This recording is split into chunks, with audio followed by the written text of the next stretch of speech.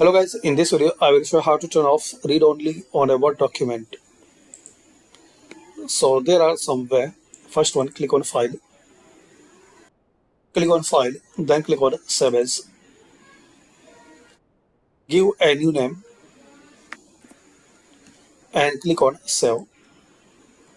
So you can edit on this file. Another way, right click on that file, show more, or click on properties, uncheck read only, then apply and then click on OK. And another way, click on file, click on info, click on protect document and select mark as final.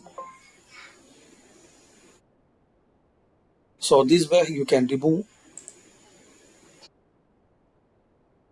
read only in Microsoft Word document. Thanks for watching.